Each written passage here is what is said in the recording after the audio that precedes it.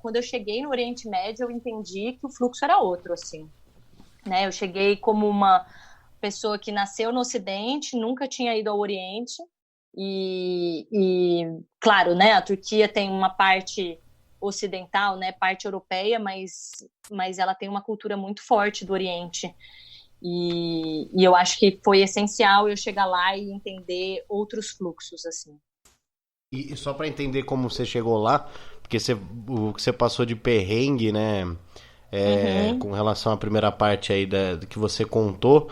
E aí você conseguiu de alguma forma juntar dinheiro, você recorreu, a sua família pôde te ajudar ou você nunca quis esse tipo de relação? Porque imagina, né, por uma questão de logística, né? É mais fácil a uhum, gente ir aqui no nosso continente. E aí uhum. você foi, né, para um outro, né, um outro continente, algo bem distante da gente, que envolve, acho que, questão de grana também, né? Queria que você se Aham. pudesse falar um pouco como é que foi essa transição também. Eu fiquei fora basicamente 9 meses. E aí contar pra você que acho que nesses 9 meses eu gastei R$ 4.000 no total. E aí parte desses R$ 4.000 foi para uma passagem para a Turquia. E que a ideia realmente ela era experiências, né? Então, de fato, eu poderia ter viajado e conhecido outras realidades, explorado um pouco mais aqui nas proximidades do Brasil, né? Porque, inclusive, dá para ir de carona e chegar sem custo nenhum.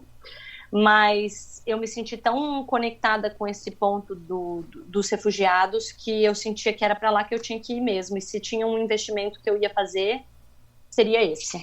Então, assim, eu vivi, e é exatamente o que eu te falei, né? Eu vivi me propondo viver sem nada, e com muito, sem nada não, né? Com muito pouco no Peru, mas é aquela coisa do privilégio, né? Se alguma coisa acontece, eu tinha da onde recorrer. Então, foi uma escolha ter investido para ir para lá e entender um pouco mais dessa outra realidade. E a guerra começou em 2011, né? A guerra civil na Síria, né, Lud?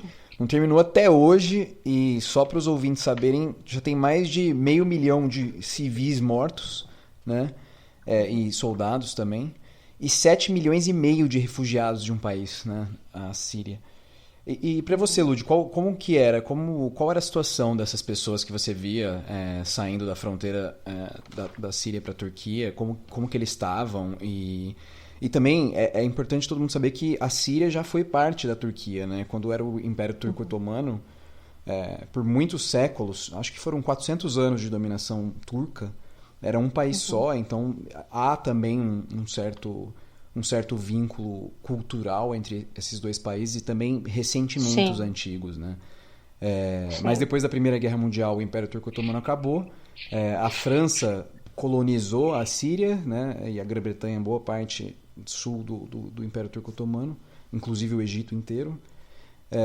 E depois disso, da Segunda Guerra Mundial, houve, né, a independência desses países do Oriente Médio. Então, como que foi como que esse o retorno para a Turquia? Eles estão sendo bem recebidos ou não? É, Uhum. como que é a situação deles? Para onde eles querem ir? Se é para a Europa mesmo ou é procurar uma vida onde der para fugir dessa guerra, né, dessa loucura que é a guerra civil síria? A decisão de ir para a Turquia também foi muito em função da quantidade de refugiados, né? Como você falou, números de refugiados em ordem é Turquia, Líbano e Jordânia, em ordem de quantidade, né, de refugiados sírios.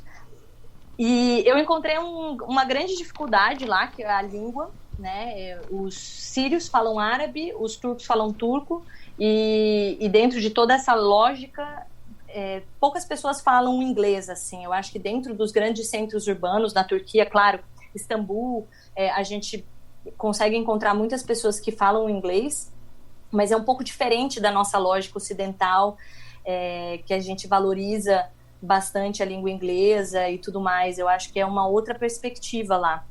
E foi muito intenso ver a situação dos refugiados na Turquia.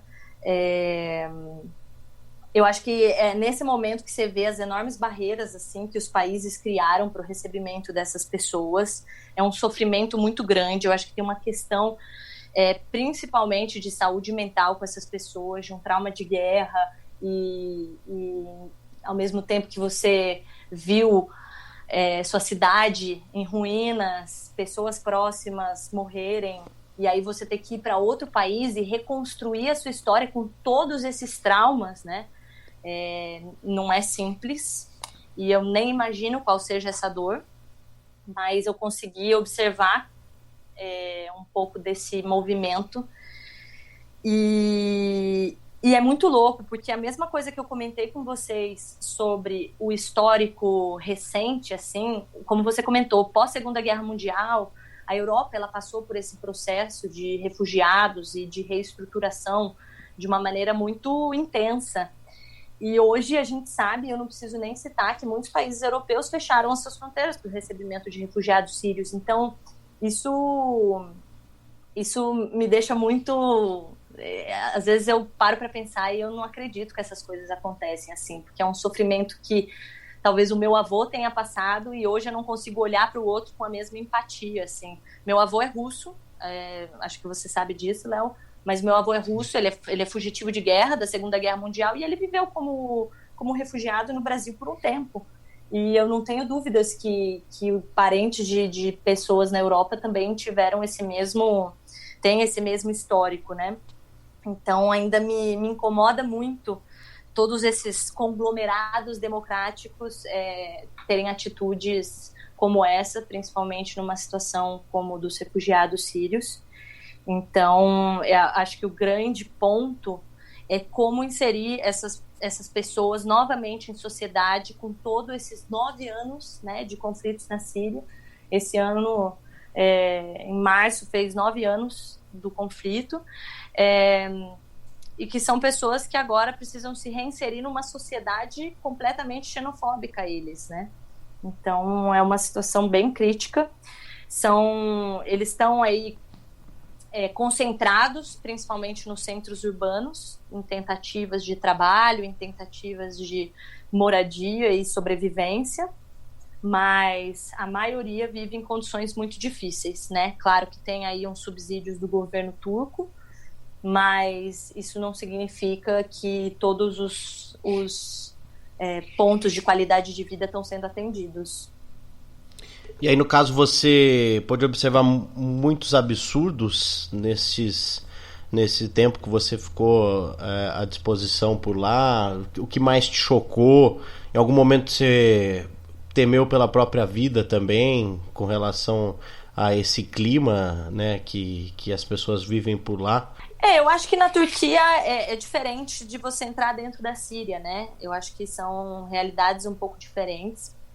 Não me senti insegura. Eu acho que eu me senti mais insegura na fronteira da Venezuela, quando alguns grupos armados estouravam granadas para roubar mercadoria da população. Mas aqui na Turquia eu não me senti insegura, assim. O que eu senti muito foi o peso da guerra, assim, o peso de países que estão há anos em conflito. E, assim, eu gosto muito de estudar idiomas, né? E o turco, não sei se vocês já repararam, assim, ele carrega um peso que parece que é o peso de toda a história de lutas e de guerreiros e tudo mais. Então, tem um peso muito grande. E observar tudo isso é entender um peso que eu acho que a gente, como brasileiros, a gente viveu em outros âmbitos da vida, talvez no âmbito econômico, né, da gente ter todas as disparidades que a gente tem, mas é um âmbito de guerra, é diferente a sensação, assim. Então, para mim foi muito difícil e ver o sofrimento e, ao mesmo tempo, ver a grande xenofobia, porque eu tenho a sensação que a crise econômica que a Turquia passa, né, e passou, as pessoas culpam muito o migrante, culpam muito o refugiado sírio que está lá. Então, é uma barreira gigantesca entre essas duas culturas. E até essa pergunta está até um pouco mais à frente, mas acho que já vale a pena tocar nesse assunto, porque você falou algo muito interessante sobre essa questão de ter sentido mais medo na Venezuela, né, na fronteira lá da Colômbia e tudo mais, porque a gente aqui, né, a nossa cultura ocidental aqui, né, leva a imaginarmos questões muito intensas, né, com relação à guerra, e de achar que o ambiente é muito mais tenso, né, de ter realmente um enorme distanciamento, né? Por exemplo, na minha cabeça jamais passaria que você pode ter passado por mais apuros aqui do que lá, né? Tão longe, tão diferente, e a gente tem muito distanciamento disso. Como foi viver de perto? Acho que até para você também, em alguns momentos você penso, nossa, isso não jamais passou pela minha cabeça que seria dessa forma e coisa e tal. Eu acho que isso a gente tem muito, assim, a gente tem essa coisa bizarra, que é um pensamento já de preconceito, né, de um conceito antecipado do Oriente, e de chegar, e eu acho que tem a questão do Islã muito forte, né, na Turquia e no Oriente Médio como um todo. Então tem as rezas 5 vezes ao dia. Inclusive teve um caso que para mim foi muito marcante para aprendizado próprio, assim, de uma vez eu estava comentando com uma pessoa turca como era essa questão, né, das orações 5 vezes ao dia, e toda a cidade escuta, né, e como que era isso para a pessoa, e aí eu falava que para mim me soava estranho. Foi essa a definição que eu dei, assim. E aí a pessoa virou pra mim e falou assim, é estranho, né? Parece que vai estourar uma bomba a qualquer momento. E aí, quando ela me falou isso, eu fiquei assim, cara, eu realmente, tipo, a gente fica com essas coisas que a gente vê nos filmes, sei lá, que a gente ouve, e é bizarro, porque você chega e não, tem uma vida acontecendo, é uma cidade, as pessoas estão indo nos bares, estão comendo, né? Estão andando de carro, e a vida tá acontecendo normal, né? E aí essa mesma pessoa virou para mim e falou assim, que eu saiba, no seu país, o sino da igreja tocava na hora das rezas também. E aí me veio toda aquela carga, assim, e eu falei, realmente, os ocidentais chegam no Oriente com egocentrismo gigante, assim, achando que tudo que a gente faz é o ideal, quando não, né? Quando o que a gente faz é o que a gente faz, e o que eles fazem é o que eles fazem, e tá tudo bem. E o mais interessante, né, é algo tão cultural, e eu, acima de tudo, defendo a cultura de cada um, e isso envolve religião, envolve crença, e contra todo e qualquer tipo de radicalismo, e hoje em dia o que a gente tem visto aqui do nosso lado é o radicalismo, né? Exatamente, a gente está provando desse veneno do radicalismo, aliás, né, sempre provamos desse veneno do radicalismo religioso, e nunca achando que é nosso o problema, né? Que o problema são os outros são radicais, e agora a gente tem visto essa questão de supremacistas brancos envolvidos com religião também, né? E política. E política, né? E a gente vê que isso tende a piorar muito, né? Eu prevejo, inclusive, que acho que em breve, infelizmente, essas pessoas vão partir também para ataques, para, enfim, massacres, né? Como acontece bastante nos Estados Unidos. E a gente acha que é só a questão de islâmica. Que o pessoal lá existe muito, né? O moderado, o cara que faz parte da cultura dele. Ele acorda, ele faz a reza dele, tudo normal, e não vai explodir bomba, não vai acontecer nada, né? Exatamente. A gente tem inclusive, alguns termos, assim, que eu acho que é até delicado a gente usar, porque é realmente ofensivo para uma cultura, religião completamente estereotipada, assim. Tem, inclusive, uns experimentos com pessoas com estereótipos, né, da cultura islâmica, né, da religião e cultura, e as pessoas se distanciam, trocam num shopping, assim, sabe? Subindo, trocam de escada rolante e tal, porque isso é muito enraizado na nossa cabeça. E eu acho que quando eu cheguei lá e eu fiz esse comentário, assim, eu percebi que realmente aquilo estava conectado, assim, na minha mente, e que eu precisava me desvincular desses aspectos ocidentais que a gente tem, assim. Mas sim, é o que você falou,